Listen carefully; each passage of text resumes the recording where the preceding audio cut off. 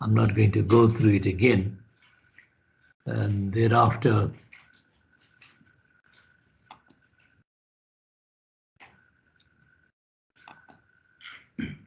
I then gave you an example to do. And the reference is there on the top. Very similar to the previous examples, about the only change you can see with question 3.2, where I asked you to check whether the vehicle can attain road speed equating to maximum power in third gear. So otherwise, the rest of the question is identical to the previous ones you've done, just figures have been changed.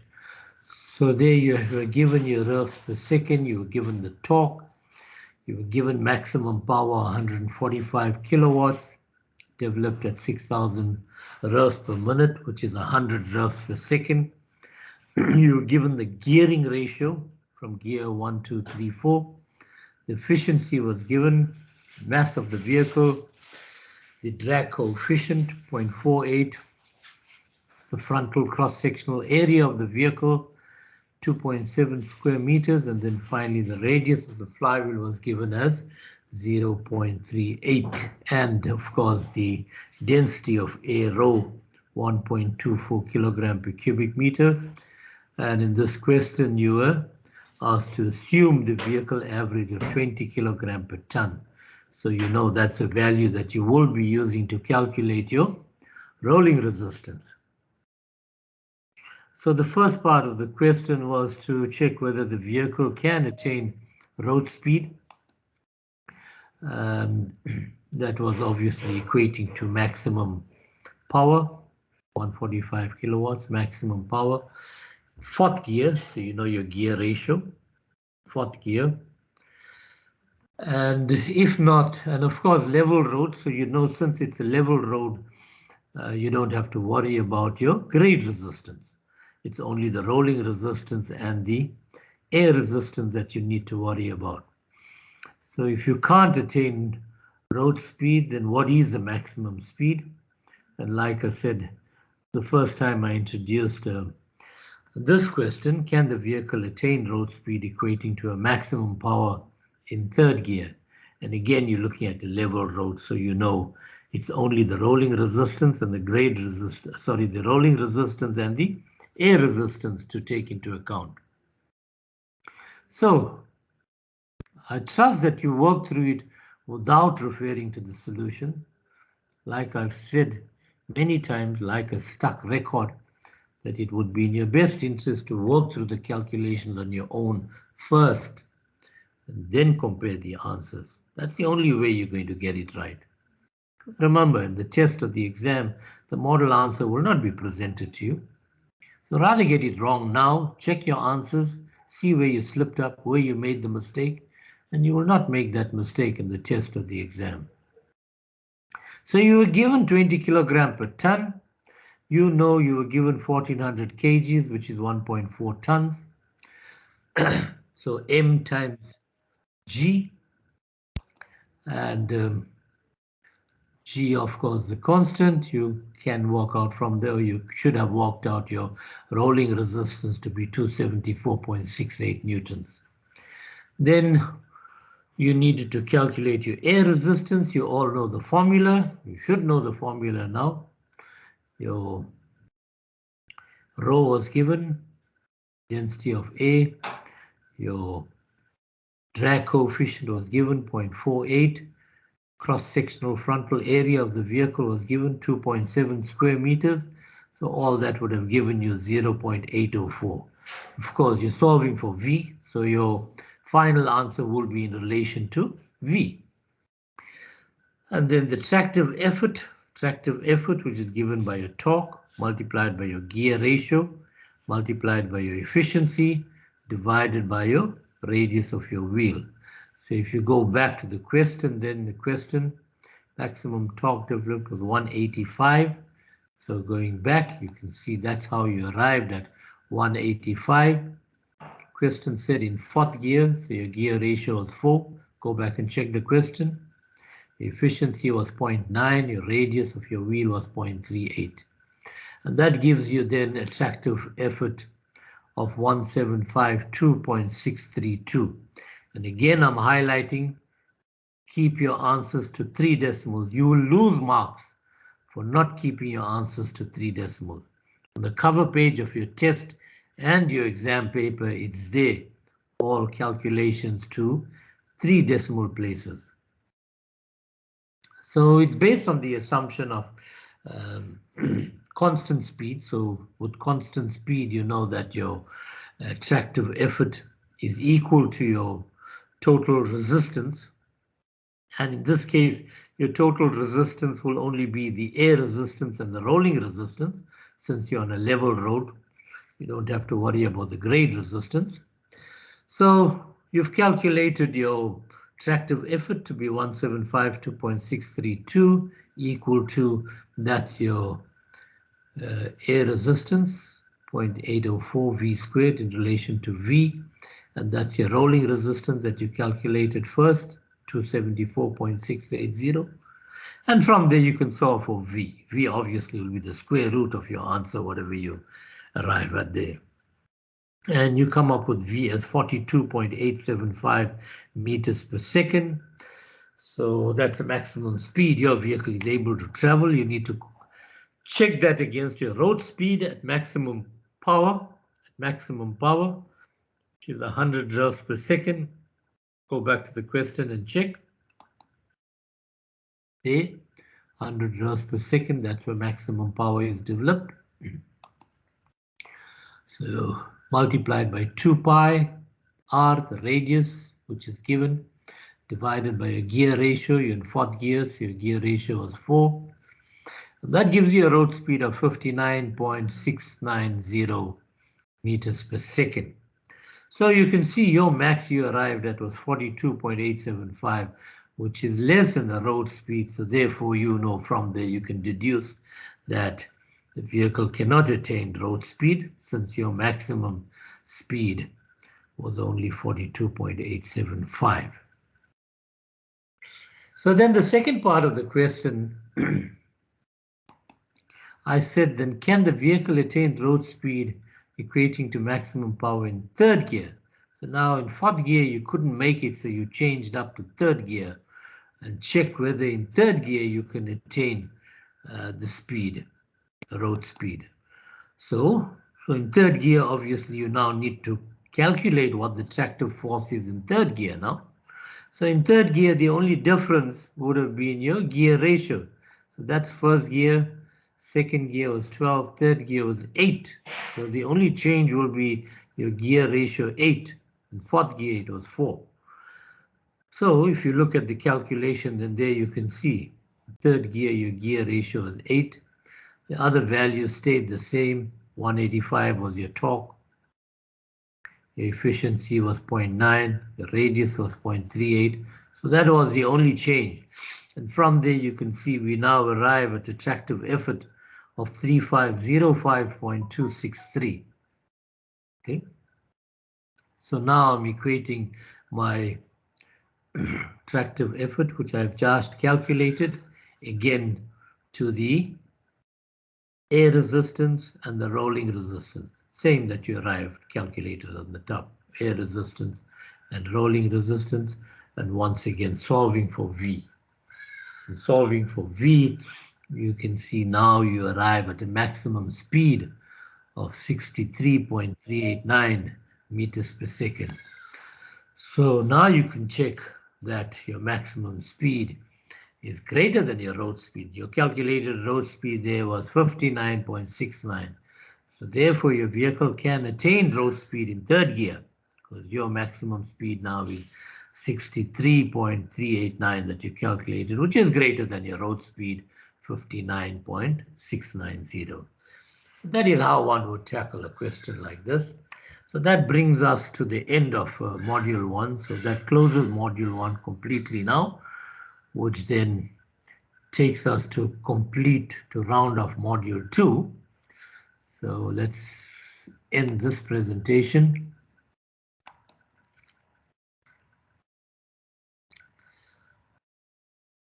Okay, and let's try and then get module 2.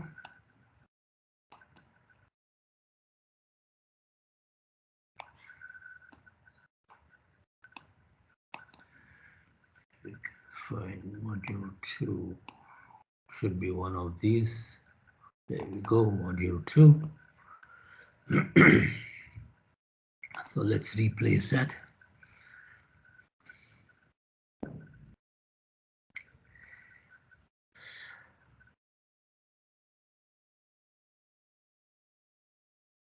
Okay, so we should be on maximum screen, full screen, okay. Let's get my laser active.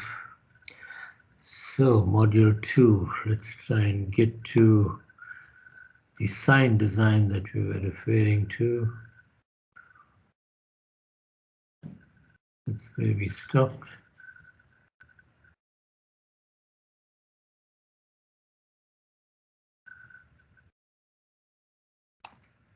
So somewhere there, let's take it from somewhere there.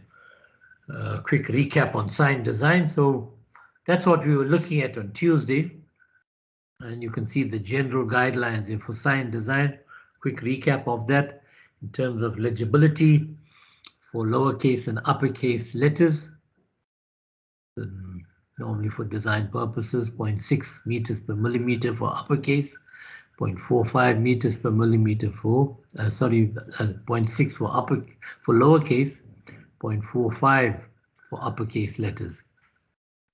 And we highlighted then the formula for the time taken to read the sign.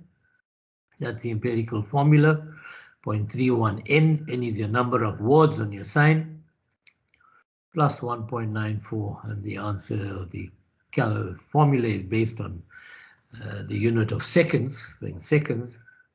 So therefore, the distance traveled while reading the sign is the time to read the sign, which you've just looked at the formula, multiplied by the design speed.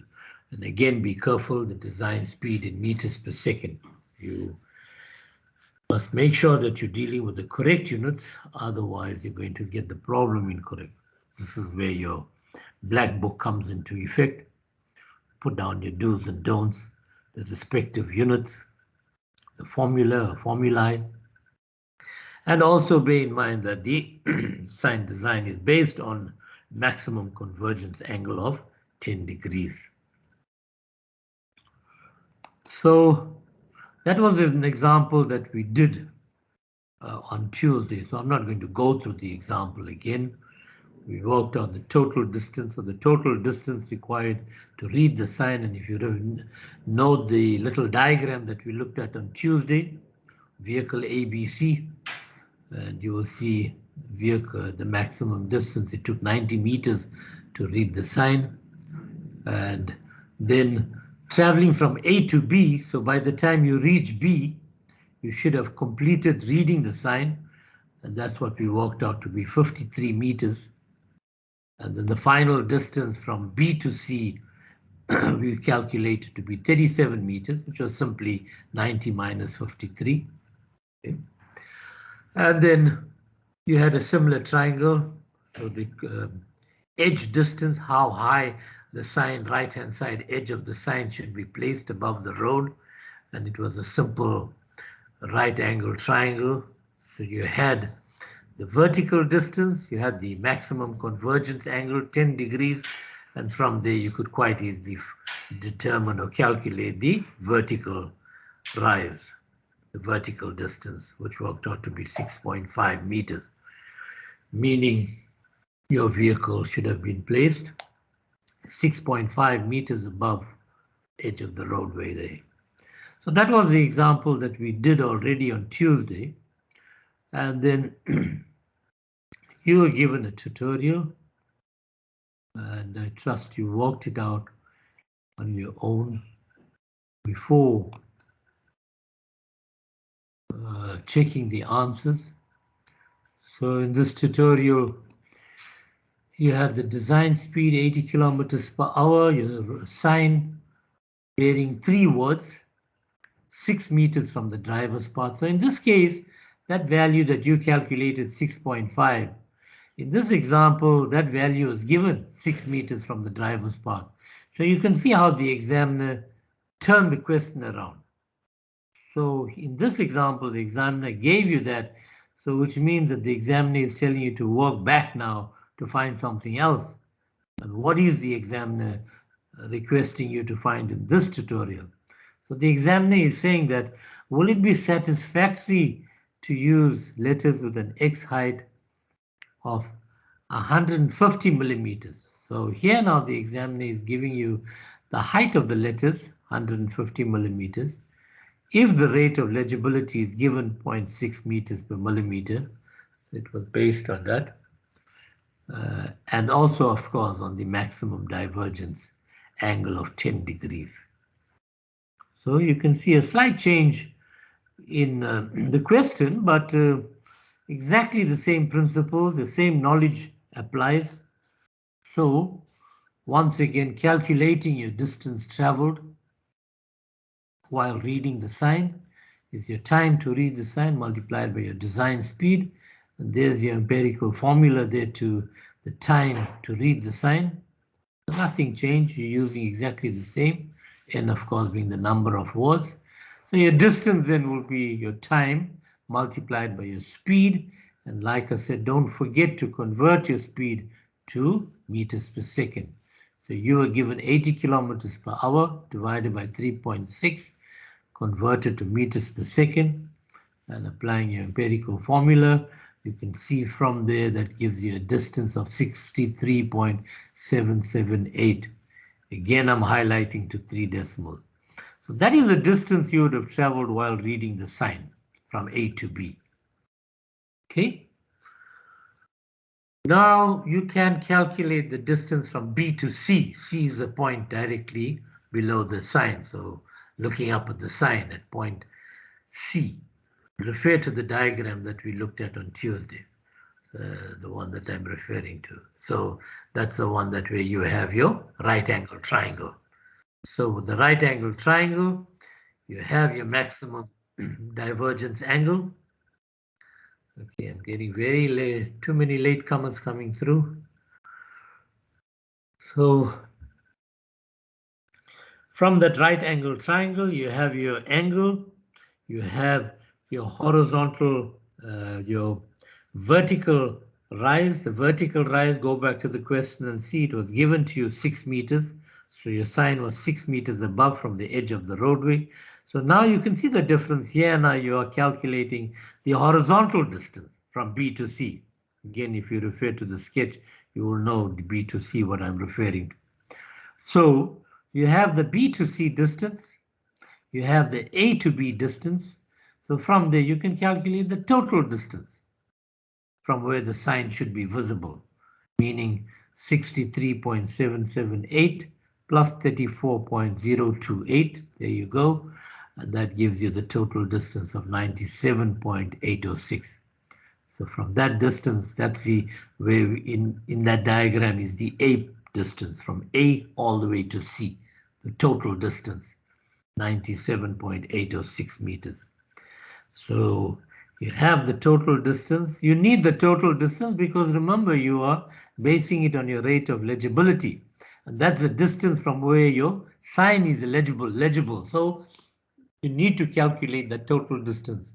So you were given the rate of legibility 0.6 meters per millimeter. Go back to the question and see you were given that. There, 0.6 meters per millimeter.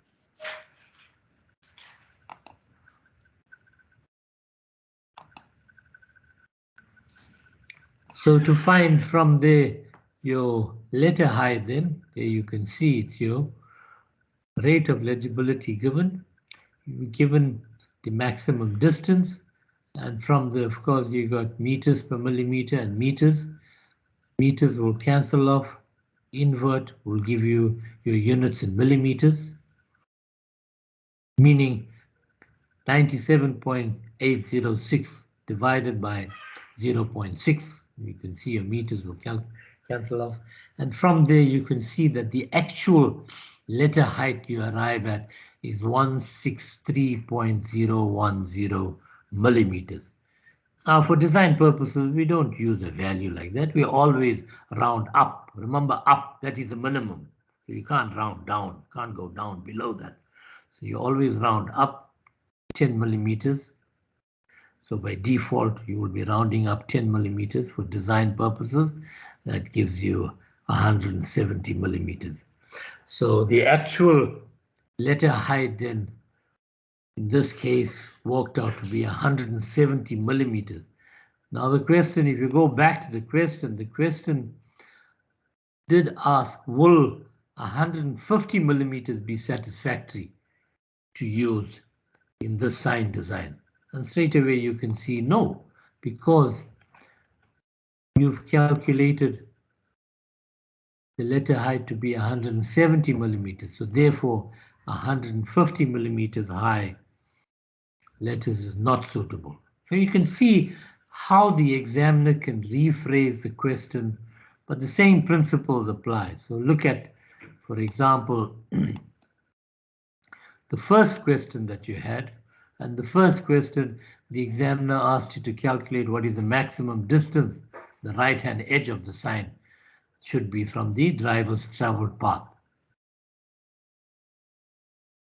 Maybe I should, just for the benefit of those that there, that's the diagram that I'm referring to. So the first question, that is a height that you are asked to calculate right at the end, your right angle triangle, maximum divergence angle of 10 degrees. You were given that distance BC and you were calculating that height. That was in the first question. Now in the second question, that height was given to you. So you had to calculate the AB distance, the BC distance, and then the total distance, which is what your rate of legibility is based on. So again, using exactly the same principles. And from there, you then calculated the letter height. So please note the difference, how the examiner could phrase the question. So that then brings us to your mock test, and that is your mock test for now. So you should have your writing material, your calculators in front of you. So allow yourself 10 minutes should be fine, maximum 15, but 10 minutes should be fine. Give yourself 10 minutes. I am still online, so you work through it and then we will check your answers after that. But again, I'm saying to you, please work through it on your own. You can only refer to the formula if you want for your time. Other than that, work through it entirely on your own. And your 10 minutes starts now.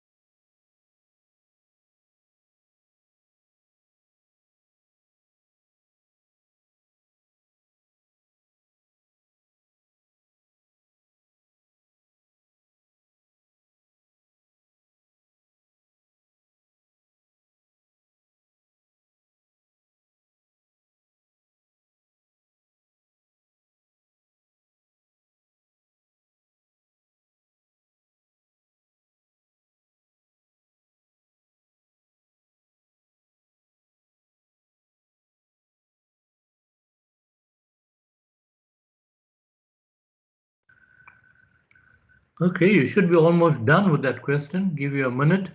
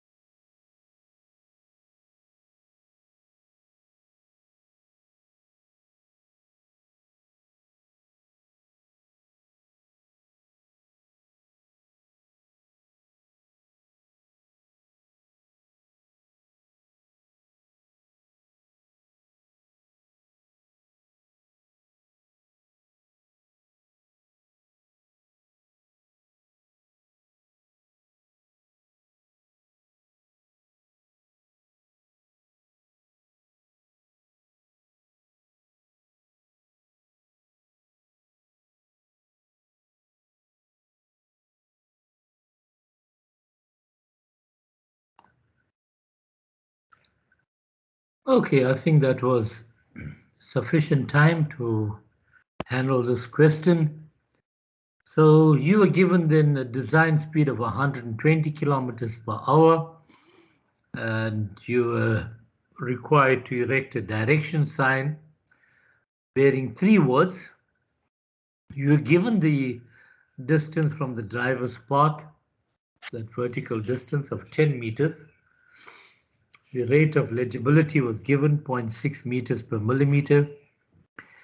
The empirical formula was also given to you, so that was a breeze. The time, rate of reading. You were given the maximum divergence angle, 10 degrees, and you were then required to recommend a suitable letter height. And the examiner also told you that the available letter heights range from 150 to 300 millimeters in 10 millimeter increments. So that's your available letter height. So you could have proposed 150 millimeters, 160 millimeters, 170 millimeters, and so forth, 10 millimeter increments. Okay. So, well, you can take out your marking pens. Doesn't have to be a red pen, any color will suffice. And you mark your walk now. See how you've done. So firstly, you needed to calculate the distance traveled while reading the sign, which is based on the time to read the sign, the empirical formula, multiplied by your design speed. Note your design speed converted to meters per second. N is your number of words, and in this question, you were given 3 words. So if you did that correctly, you would have worked out a total distance of 95.667 meters. Okay. That's the distance now to read the sign from A to B, the sketch that I showed you a short while ago. Okay. Now you want to calculate the distance from B to C. You were given the height 10 meters. You know your maximum divergence angle 10 degrees. So you can calculate that horizontal distance. 10 meters was the vertical distance given. And the horizontal distance then worked out to 56.713 meters. So therefore, the point A now from where you should be able to read the sign would be 95.667 plus 56.713, and that gives you 152.38 meters. That's from A to C, the full distance. Okay. So you were given the rate of legibility, 0.6 meters per millimeter. And from there, like the previous example, you can calculate what the letter height should be. The actual letter height worked out to be 253.967. And remember, you round that up to the nearest 10 millimeter using 10 millimeter increments. And that rounds up to 260 millimeters high letters. So for design purposes, you will use 260 millimeter high letters. So I think that fell within the range that you were given. Yeah, you were given a range of 150 to 300. And your calculated then nearest to 10 millimeters worked out to be 260 millimeters high letters. So that's the full question, and a question like this normally carries in the region of 5 marks. Like this one, I think you can see 5 ticks there, 1, 2, 3, 4, 5. So let's see by show of hands how many of you cracked that mock test or tutorial. How many of you got it correct throughout? 5 marks. Show of hands. None of you. Okay, at least you are honest. So now, all right, we had Nzulu that got it correct. Okay. So that then brings us to the end of module 2. So, and of course, end of module 1 as well. So we've done module 1, module 2. We just have module 3 and 4 to go through.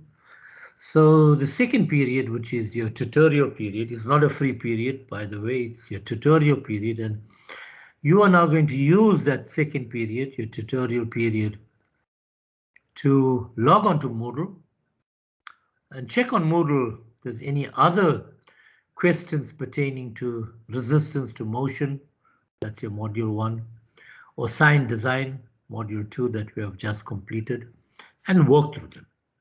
So that's how you're going to utilize the second period. Also, you can utilize this second period to finish off, round off your preparation, your revision for test 1. And I mean to go through questions pertaining to transportation planning and transportation systems. That's what your test 1 will cover: transportation planning, transportation systems. And you know, in transportation systems, there's theory as well as some calculation. So you're going to utilize the second tutorial period to cover that up. In fact, you should be already prepared and ready for test 1. I did mention to you at the last lecture that expect short notice for test 1, meaning you should be ready. If I tell you to write test 1 tomorrow, you should be ready to write test 1 tomorrow. So your preparation should be done now for test 1.